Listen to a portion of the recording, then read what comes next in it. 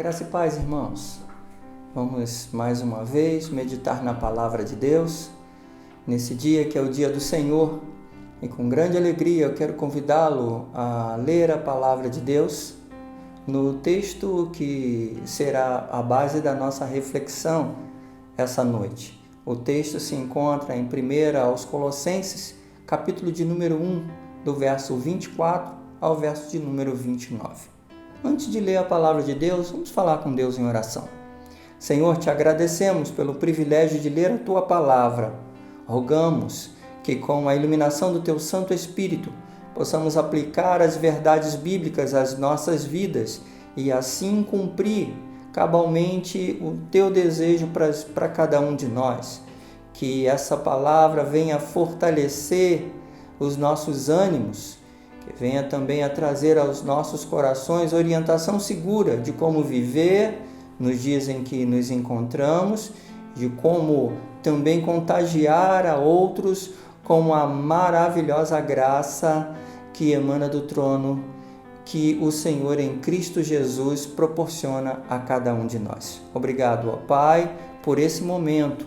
Rogamos a Tua bênção sobre o Teu povo, onde quer que esteja. É nossa oração no nome de Jesus. Amém. Leamos o texto da palavra de Deus. Agora me regozijo nos meus sofrimentos por vós e preencho o que resta das aflições de Cristo na minha carne a favor do seu corpo, que é a Igreja, do qual me tornei ministro de acordo com a dispensação da parte de Deus, que me foi confiado a vosso favor, para dar pleno cumprimento à palavra de Deus. O mistério que estivera oculto dos séculos e das gerações, agora, todavia, se manifestou aos seus santos, aos quais Deus quis dar a conhecer qual seja a riqueza da glória desse mistério entre os gentios, isto é, Cristo em vós, a esperança da glória, o qual nós anunciamos, advertindo a todo homem e ensinando a todo homem em toda a sabedoria, a fim de que apresentemos todo homem perfeito em Cristo. Para isso é que eu também me afadigo, esforçando-me o mais possível, segundo a sua eficácia, que opera eficientemente em mim. Nós olhamos o apóstolo Paulo escrevendo aos crentes em Colossos, no momento em que ele se encontra preso. E em prisão, ele dirige aos crentes em Colossos essa carta. Os crentes lá em Colossos estavam vivendo apertados por uma situação em que falsos mestres estavam transmitindo ensinamentos errados acerca da palavra de Deus. E então, Paulo utiliza-se desse momento para escrever essa carta, para fazer um verdadeiro tratado cristológico, mostrando exatamente a beleza e a supremacia de Cristo, e assim fortalecer os crentes em Colossos. E é nesse contexto que Paulo então se dirige aos crentes falando acerca do ministério, do seu ministério. É interessante nós olharmos que o apóstolo Paulo vai fazer uma defesa do seu ministério, mas ele não faz com o desejo de se autopromover. Ao contrário, ele deseja revelar aquilo que é autêntico, aquilo que tem o selo de Deus, aquilo que tem o projeto de Deus, né, que é o seu chamado para o ministério. Podemos pensar um pouquinho aqui em algumas situações que são descritas, situações essas que refletem o ministério do apóstolo Paulo e que o apóstolo Paulo vai destacar aos crentes lá em Colossos. Primeiro, a alegria no sofrimento. A gente fica pensando assim, olha, Paulo começa exatamente falando sobre isso no verso de número 24. Agora me regozijo nos meus sofrimentos. Agora, no presente, na situação em que me encontro. Qual era a situação que Paulo se encontrava? Prisão. Ele está sofrendo por não poder sair dessa prisão. Ele não pode visitar ninguém, ele não pode sair para pregar o evangelho, ele não pode fazer absolutamente nada fora daquela esfera que se encontra. Então, ele se encontra em sofrimento. E por isso ele diz assim, agora, e não reclama, não se queixa. Ao contrário, o que ele diz? Ele diz que há nele um gozo, uma alegria, porque não é qualquer sofrimento. É sofrimento em Cristo. Então veja como ele nos ensina, num primeiro momento, a alegria no sofrimento. Quando diz assim, agora, nesse momento, eu estou preso, mas não há motivo nenhum para me queixar. Ao contrário, eu me alegro. Por que ele se alegra no sofrimento? E aí o texto vai descrevendo: e preencho o que resta das aflições de Cristo na minha carne a favor do seu corpo, que é a igreja. É importante pensarmos aqui que Paulo não se refere a essa questão relacionada a preencher como se fosse completar, como se fosse cumprir aquilo que Cristo não cumpriu. Não é esse o objetivo. Ele não está falando do sofrimento expiatório. O sofrimento expiatório de Cristo se cumpriu, de fato, de forma plena na cruz do Calvário. Ele está dizendo exatamente aquilo que está relacionado àqueles que estão unidos em Cristo Jesus.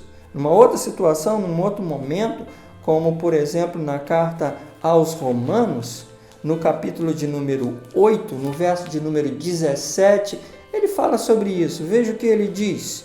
Ora, se somos filhos, somos também herdeiros, herdeiros de Deus e co-herdeiros com Cristo. Se com ele sofremos, com ele seremos glorificados. É esse o sofrimento. É o sofrimento de estar unidos em Cristo.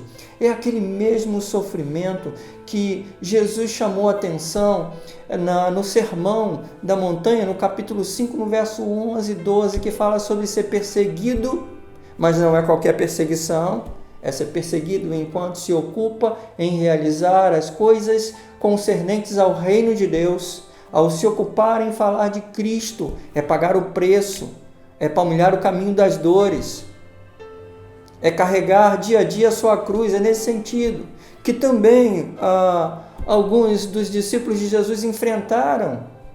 E em Atos dos Apóstolos, no capítulo 5, no verso de número 41, traz também esse registro, quando então, ao serem presos e proibidos de falar do nome de Jesus, eles dizem que não podem deixar de falar daquilo que viram e ouviram, e saem felizes, alegres, porque estão prontos e aptos a sofrer no nome de Jesus. É esse sofrimento que Paulo está dizendo aqui. É esse. A alegria que toma conta da sua vida é em saber que aquilo que ele está enfrentando porque é consequência da sua união com Cristo. É interessante a gente olhar isso, porque acaba apontando para uma direção que às vezes a gente não quer olhar. O sofrimento na vida do crente, ele proporciona crescimento, proporciona entendimento. O sofrimento, quando está relacionado às coisas do reino de Deus, quando nós temos o nosso coração voltado a realizar as obras que o Senhor nos preparou para realizar. Então nós estamos falando de uma união com Cristo, e essa união, ela nos sustenta no momento de angústia. E é o que o apóstolo coloca aqui de uma maneira bem clara. Logo em seguida, no verso de número 25, o apóstolo Paulo, ele fala sobre o seu chamado e fala sobre a natureza do seu chamado, para então despertar no coração e na mente dos crentes em Colossos a atenção, para que eles possam voltar-se exatamente para o propósito maior do Deus que chama, do Deus que capacita a enfrentar momentos difíceis, momentos de dor e de dificuldade. Veja que o verso 25 diz assim: do qual me tornei ministro de acordo com a dispensação da parte de Deus, que me foi confiado a vosso favor para dar pleno cumprimento à palavra de Deus, o mistério que estivera oculto dos séculos e das gerações, agora, todavia, se manifestou em seus santos. Então, ele fala aqui da natureza do seu chamado. Ele foi chamado por Deus.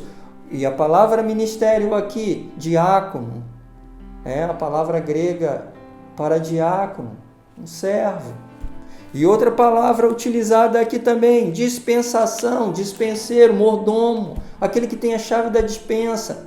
Veja como ele mostra o seu chamado. Não é um chamado para ser bajulado, não é um chamado para ganhar diante dos outros notoriedade, mas é um chamado para o serviço. E que serviço é esse?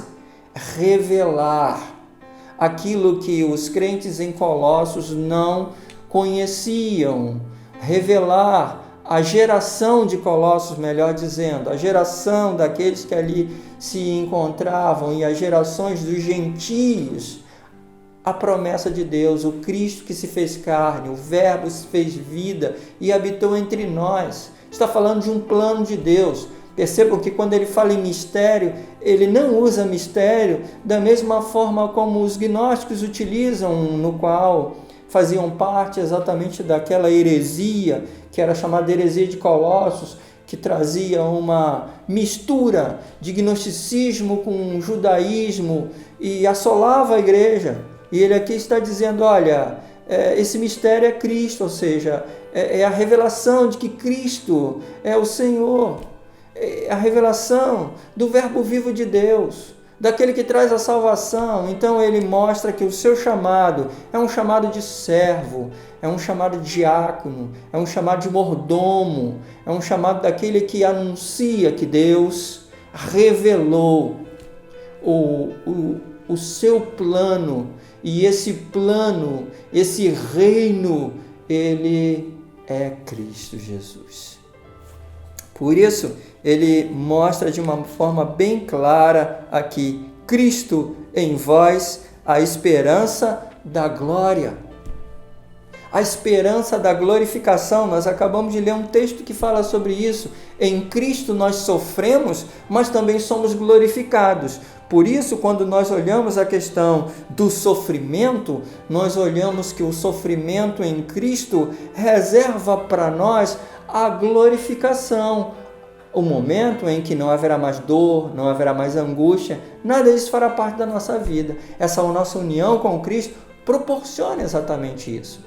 Então o apóstolo Paulo descreve aqui, num primeiro momento, que mesmo vivendo em sofrimento, ele glorifica o nome de Deus, porque a união com Cristo proporciona exatamente viver momentos de privações, mas isso é feito e acontece exatamente para que o nome de Cristo seja anunciado.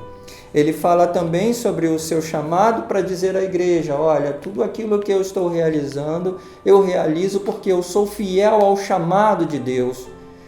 E com isso ele aponta o caminho que a igreja deve também seguir. Deve seguir como aquela que é chamada por Deus para ser a noiva do Senhor, para que possa exalar o bom perfume e a beleza de Cristo àqueles que estão ao redor. O apóstolo Paulo, então, revela que no seu chamado há exatamente o papel de anunciar aquilo que ninguém sabia, aquilo que Deus revelou, e que Deus utiliza exatamente a igreja para anunciar a verdade de que Cristo de fato é aquele que reúne todos os ensinamentos e todo o conteúdo do desejo, do amor, da graça, da paz que Deus tem. Ao olhar exatamente essa expressão, nós percebemos exatamente a intenção de Paulo de chamar a atenção à igreja em Colossos e levá-la a entender a profundidade dessa mensagem que é revelada, e esse mistério é Cristo. Em seguida, nós vemos também que ele assim o faz para advertir através do ensino o propósito, o objetivo, o alvo, a meta, que é a maturidade. A maturidade, para que então a gente perceba aquele homem perfeito em Cristo, no qual Paulo diz no verso de número 28, o qual nós anunciamos, advertindo a todo homem, ensinando a todo homem em toda a sabedoria, a fim de que apresentemos todo homem perfeito em Cristo. Para isso é que eu também me afadigo, esforçando-me o mais possível, segundo a sua eficácia que opera eficientemente em mim. Veja o que Paulo está falando aqui. Ele fala que o objetivo, o desejo, a meta é promover através da advertência e do ensino a maturidade cristã. No entendimento de que Cristo é exatamente o mistério revelado por Deus, que traz exatamente a vida abundante. E ele diz, olha, eu luto, eu me esforço, eu me empenho, eu canso, eu utilizo todas as minhas forças, eu me esgoto.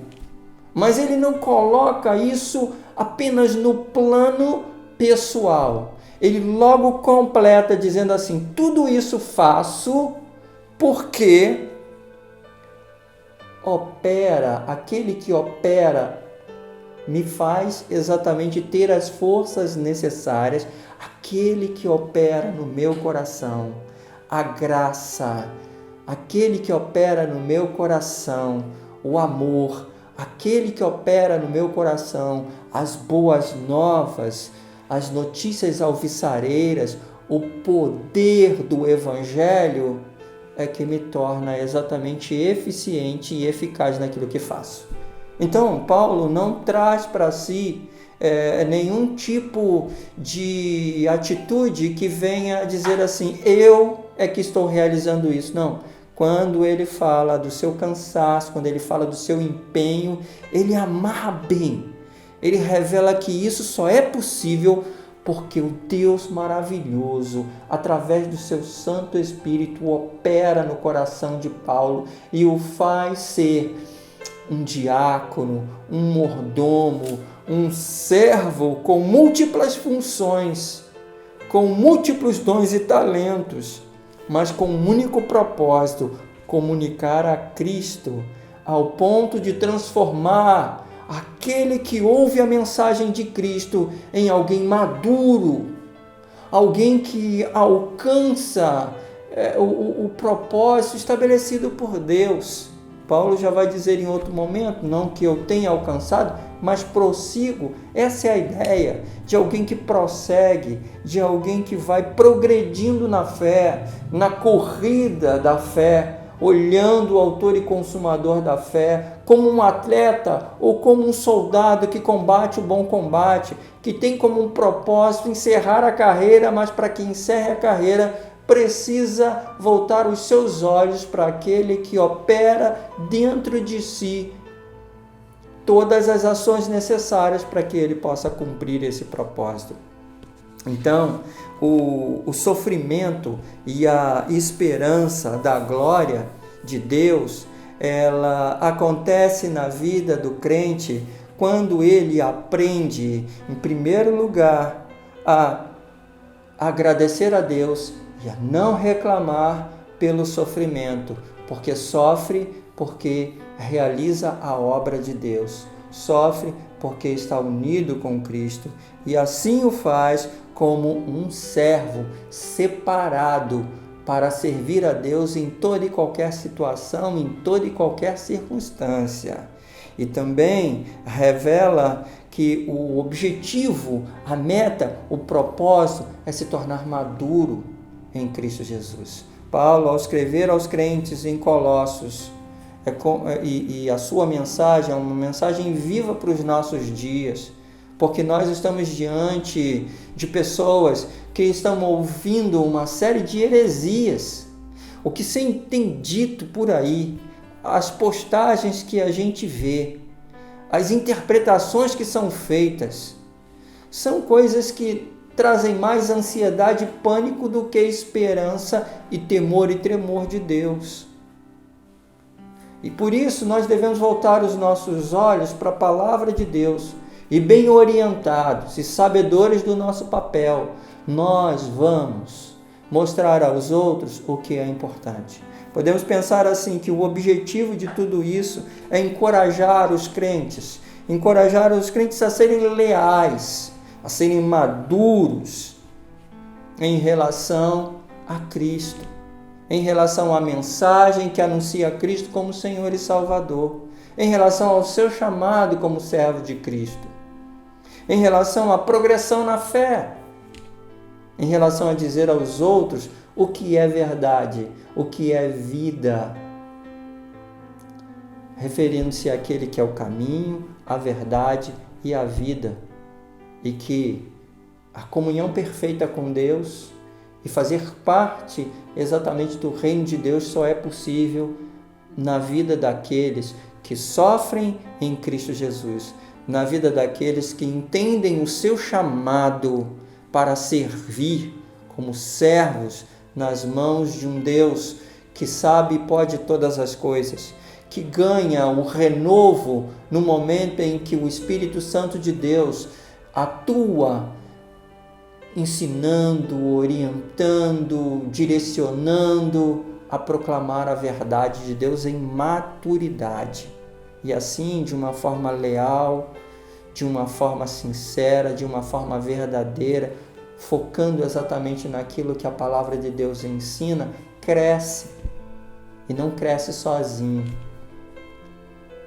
Edifica aqueles que estão ao redor. Veja que Paulo coloca a sua vida ministerial. Veja que Paulo o faz exatamente para combater os falsos mestres, ao mesmo tempo em que desafia a igreja a olhar para ele e ter uma vida também de submissão a Deus, de ter uma vida também moldada pelo próprio Deus. É esse o nosso desafio hoje, queridos. É esse o nosso desafio. Do sofrimento à glória. Em Cristo Jesus. Então, quando nós olharmos hoje o sofrimento, nós olhamos o sofrimento na perspectiva daqueles que estão em Cristo Jesus. E nessa perspectiva não há reclamação, nessa perspectiva não há murmúrio, nessa perspectiva há alegria, porque há uma esperança num Deus que cumpre as suas promessas, num Deus que nos chamou, num Deus que nos chama com um propósito.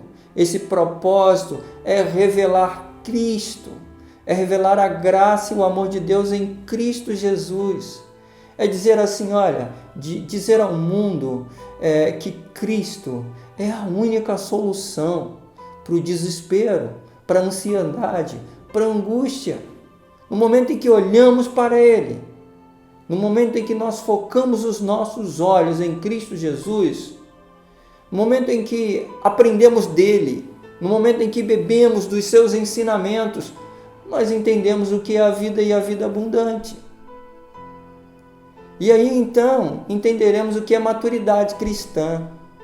A maturidade cristã passa exatamente pelo sofrimento. Nós somos moldados. Se você é aquele que quando sofre murmura, reclama, pragueja, coloque seu joelho no chão, meu irmão. E faça como Paulo, agora, vivendo a situação em que vivo, o desejo é regozijar-se, porque eu estou em Cristo Jesus. E em Cristo Jesus eu sou um servo alegre, um servo que tem diante de si uma revelação extraordinária. O Cordeiro de Deus que tira o pecado do mundo morreu no meu lugar. O Cordeiro de Deus que tira o pecado do mundo aponta a direção, me capacita a entender o plano extraordinário que Deus estabeleceu e enche o coração de esperança daqueles que olham e lutam, porque tem a operação do Espírito Santo de Deus renovando as forças, dizendo: continue, persevere, vá adiante, o Senhor está contigo, o Senhor é convosco em toda e qualquer situação. E aí então, tem os seus olhos voltados exatamente para essa certeza. Estes que se alegram no sofrimento, estes que entendem que são chamados para servir a Deus, comunicando a Cristo como Senhor e Salvador, estes crescem espiritualmente, estes revelam que vale a pena ser leal, vale a pena em toda e qualquer situação dizer que Cristo é o que nos garante a glória eterna. Que Deus abençoe a minha vida, a sua vida, hoje e sempre. Amém. Ó Pai Celestial, obrigado pela Tua palavra. Continue, querido Deus, a nos ensinar. Continue a trazer aos nossos corações a alegria em meio ao sofrimento, em Te servir e crescer cada vez mais para a honra e glória do Teu santo nome.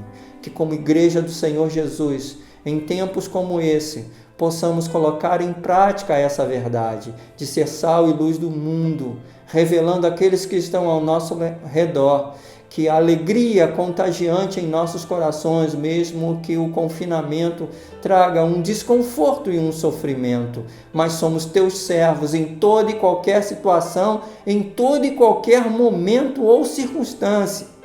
E a tua palavra é revelada através das nossas ações, através do nosso comportamento confiante, através da perseverança daqueles que crescem cada vez mais, que se tornam maduros cada vez mais, daqueles que são leais à tua promessa.